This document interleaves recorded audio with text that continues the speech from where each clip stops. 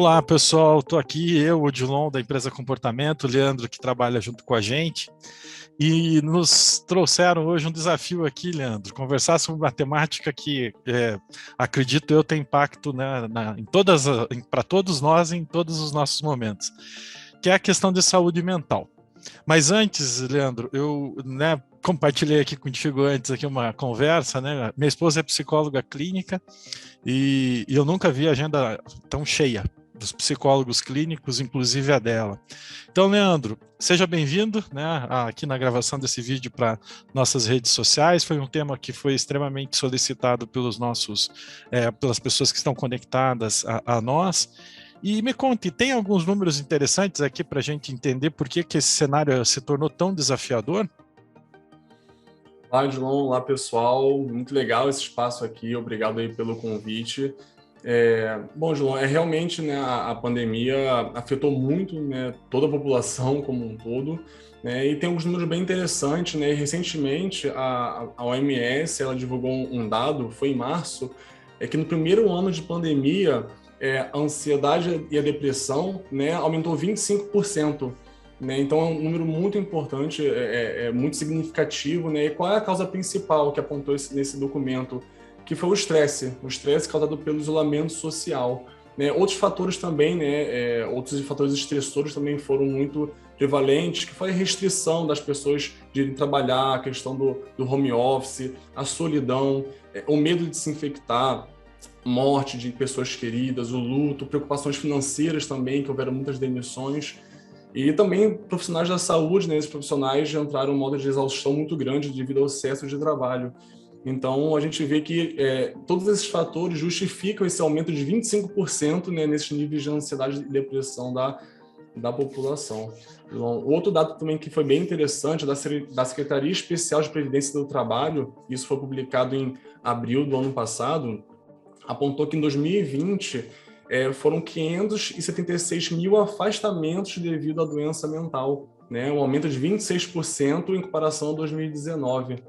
Né? E a grande pergunta que a gente fica, né, Odilon, essas pessoas, né, que foram afetadas, tiveram seus entes queridos, questões financeiras, como que elas retornam para as empresas? Né? Com que saúde mental, né, com quais preocupações que elas vão retornar esse trabalho presencial depois de 2 anos e meio, fazendo muitas pessoas fazendo esse home office, né? Uma preocupação que todos nós, né, gestores, empresas, devemos ter nesse contexto atual. E eu fico imaginando, né, porque dificilmente tem alguém que não passou por uma situação muito próxima, e não só do Covid em si, agora das viroses, dengue.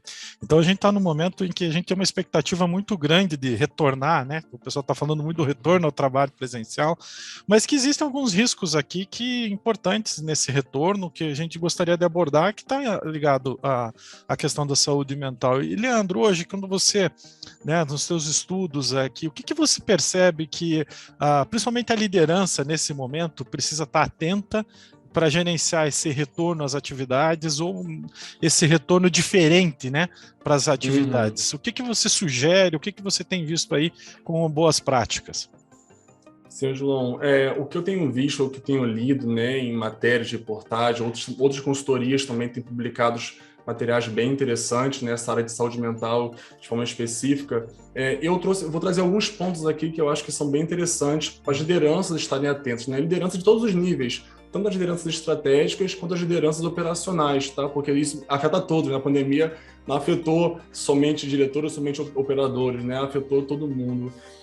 Bom, Dilon, eu acho que um fator que é principal para esse retorno agora, onde lideranças têm que ficar atenta, é ter uma prática mais humanizada, uma liderança mais humanizada. O que seria isso? Uma liderança com base no respeito, na empatia, criar um ambiente acolhedor para a sua equipe. Isso é fundamental, porque se a pessoa retorna ao trabalho e vê um ambiente frio, um ambiente hostil, isso vai vai impactar a saúde mental de uma forma um pouco mais direta, né? Então, o líder precisa estar preocupado de ter essa liderança um pouco mais humana, né? Ou uma liderança mais democrática, por assim dizer.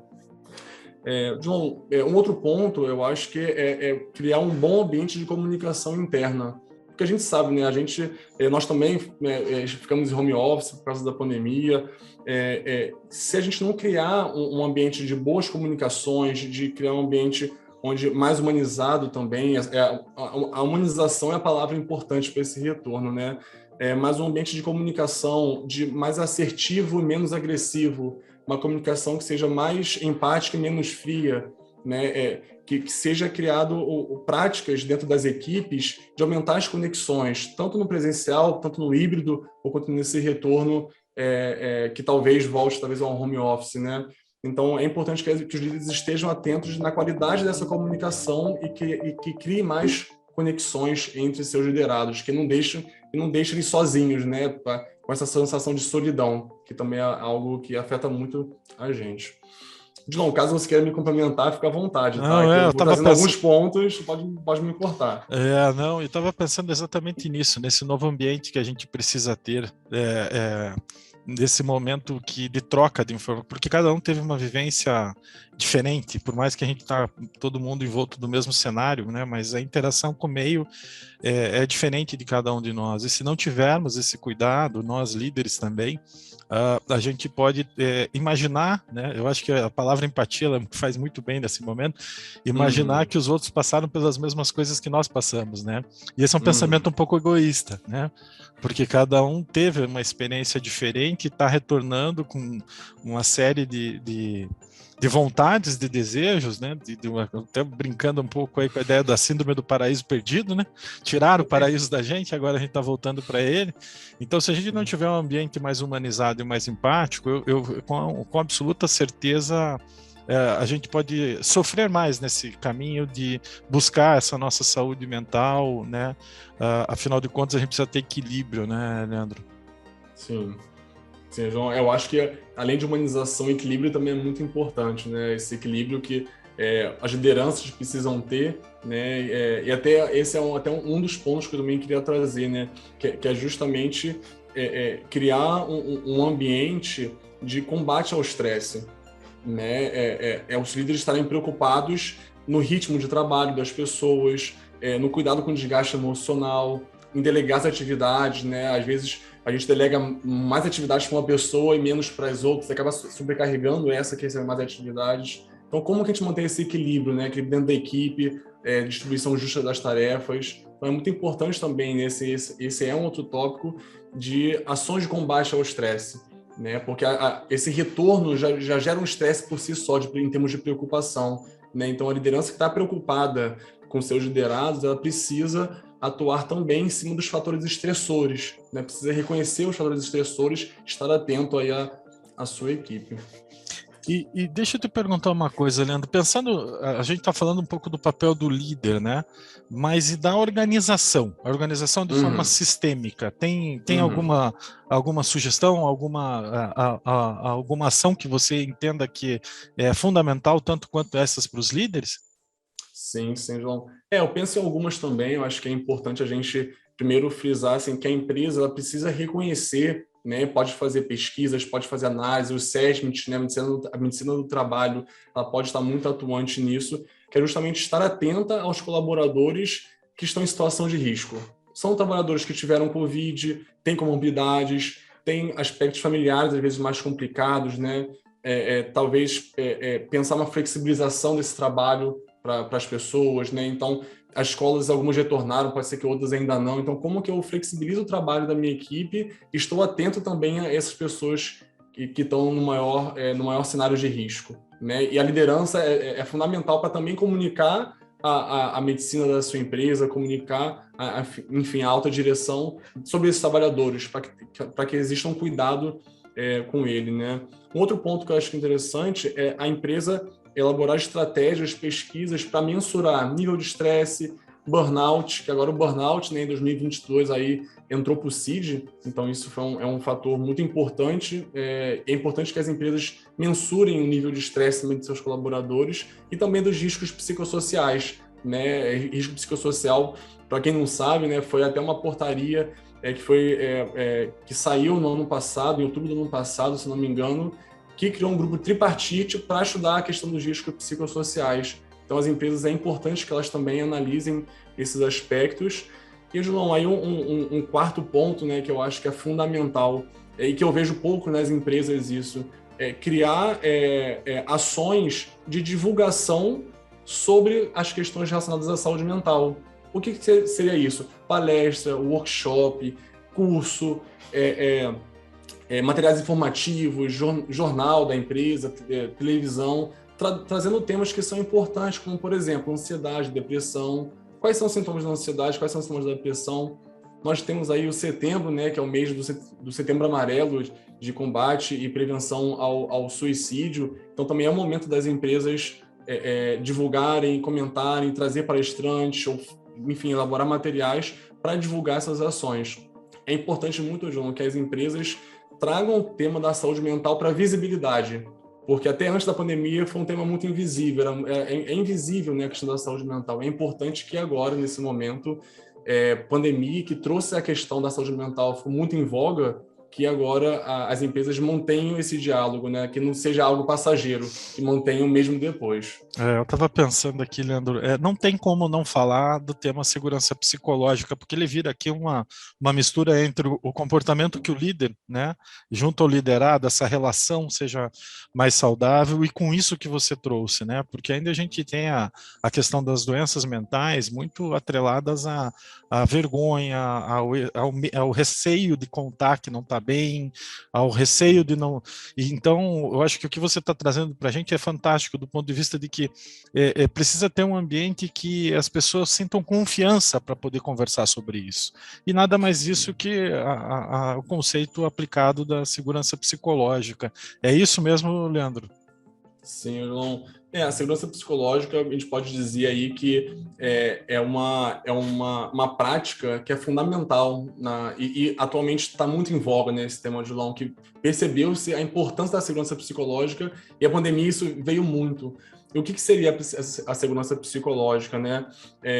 Seria o conforto e a liberdade que esses liderados têm, né, de dizer para os seus gestores, dizer para a sua equipe o que está sentindo, apontar erros, apontar acertos, né, elaborar críticas sem medo de represálias, críticas no sentido positivo do termo, né, de trazer considerações construtivas. Então, se o líder não consegue criar um ambiente desse, pode ser que a pessoa tenha receio, né, João, de dizer que estou com depressão, estou com ansiedade, eu estou triste, né, hoje eu não estou bem. Então, quanto mais o liderado ele tiver a confiança na sua liderança, de que ele pode trazer temas, independente do que for, isso é muito produtivo, né? Isso melhora, obviamente, nosso ambiente de equipe, nosso coletivo de trabalho, auxilia na nossa saúde mental, né? E também aumenta a produtividade do próprio trabalhador, né? Se a gente pode entender assim, porque ele vai se sentir num ambiente em quem ele confia, né? Não em quem desconfia, mas um ambiente onde ele confia no líder e nos seus colegas de trabalho. Então é fundamental realmente que a liderança traga o tema, né, a prática da segurança psicológica para dentro da sua equipe.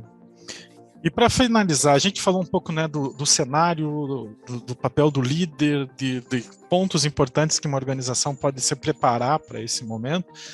E do ponto de vista do indivíduo, eu, né? Eu, Odilon, você, Leandro, o que você, como um recado final aqui, alerta a gente para que a gente tenha ou consiga viver esse momento da forma mais plena possível? Então, eu acho que é interessante a gente pensar, né? Empresa, lideranças e nós, né? Nós enquanto pessoas, como que nós podemos atuar?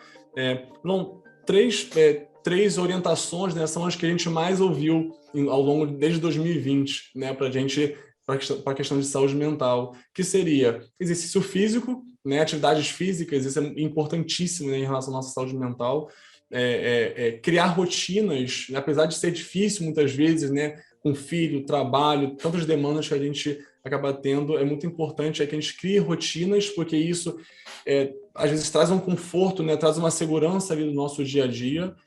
A alimentação também é fundamental, então a gente pensar na nossa alimentação, cuidado com a alimentação, isso é fundamental. Mas isso, John, a gente ouviu bastante, né, ao longo de 2020. Mas 2 pontos que eu queria trazer que são fundamentais.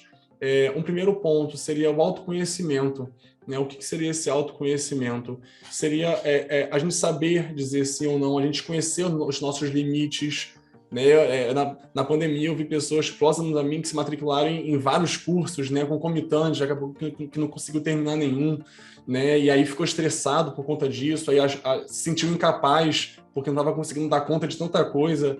Então, a gente tem que se conhecer, Odilon, a gente tem que conhecer nossos limites, as nossas relações, a gente precisa ter esse autoconhecimento em relação também à nossa saúde mental, né? Se a gente não está bem, vamos parar um pouco, né? Se tem uma dor de cabeça, não fica tomando remédio, vamos pensar o que está gerando essa dor de cabeça. É muito importante isso.